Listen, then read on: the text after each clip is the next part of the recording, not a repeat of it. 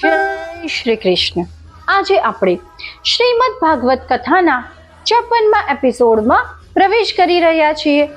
આ એપિસોડમાં આપણે સાંભળશું શ્રી કૃષ્ણ અને બલરામજી દ્વારા સાંદીપની મુનિના આશ્રમમાં શાસ્ત્ર, શસ્ત્ર અને જ્ઞાનનો અભ્યાસ કરવાનો અદ્ભુત પ્રસંગ. કંસના અંત પછી મથુરા રાજ્યમાં શાંતિ છવાઈ ગઈ. ઉગ્રસેન રાજા સિંહાસન પર બેઠા અને ધર્મના માર્ગે રાજકાજ ચલાવવા લાગ્યા. કૃષ્ણ અને બલરામ હવે પોતાના શિક્ષણના તબક્કે પ્રવેશ કરવા ઈચ્છતા હતા. એક દિવસ વાસુદેવજીએ બંને પુત્રોને લઈને સાંદીપની મુનિના આશ્રમ પહોંચ્યા.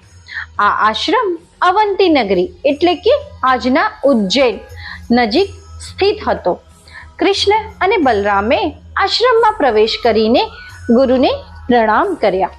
સાંદીપની મુનિ પ્રસન્ન થયા અને કહ્યું, હે વત્સો, હવે અહીંથી તમારા શિક્ષણનો આરંભ થશે.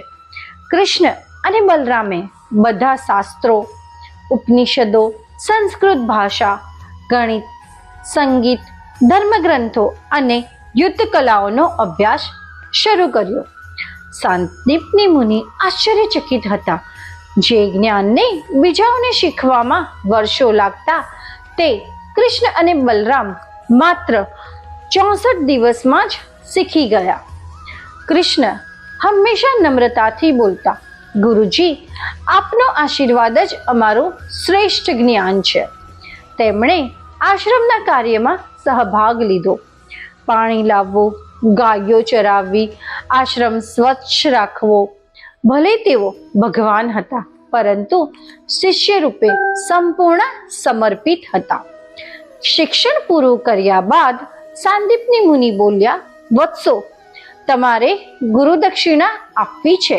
કૃષ્ણે વિનમ્રતાથી પૂછ્યું, ગુરુદેવ, આપની આજ્ઞા શું છે? મુનિની પત્નીએ દુઃખભરા અવાજે કીધું, અમારે એક પુત્ર હતો જે સમુદ્રમાં પડી ગયો.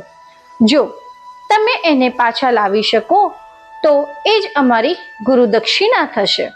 કૃષ્ણ અને બલરામ સમુદ્ર સુધી ગયા. તેમણે સમુદ્રદેવને પ્રાર્થના કરી, હે સમુદ્રદેવ, ગુરુપુત્ર અમને આપો. સમુદ્રદેવ બોલ્યા, હે પ્રભુ, એ પુત્રને શંખાસુર દૈત્યએ લઈ ગયો છે.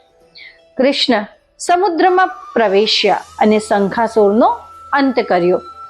તેમણે ગુરુપુત્રને પાછો લાવ્યો અને સાંદીપની મુનિના ચરણોમાં મૂક્યા.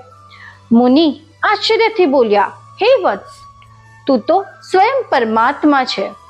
કૃષ્ણ બોલ્યા, ગુરુદેવ, સાચું શિક્ષણ એ છે જ્યારે જ્ઞાન અને કરુણા સાથે મળે. આ રીતે કૃષ્ણ અને બલરામે શાસ્ત્ર, શસ્ત્ર અને સેવા ત્રણેયનો સંગમ પૂર્ણ કર્યો. આ પ્રસંગ આપણને શીખવે છે કે ભલે કોઈ દેવરૂપ હોય, પરંતુ જ્ઞાન ગુરુના આશીર્વાદ વિના પૂર્ણ નથી. સાચો શિષ્ય એ છે જે નમ્રતા અને સેવા સાથે શીખે. ગુરુ દક્ષિણા ફક્ત દાન નથી, એ છે આભારની અભિવ્યક્તિ.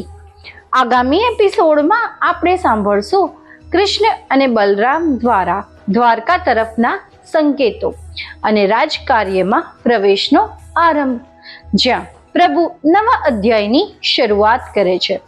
મિત્રો, આજે આપણે સાંભળ્યું સાંદીપની મુનિના આશ્રમમાં કૃષ્ણના શિક્ષણની કથા.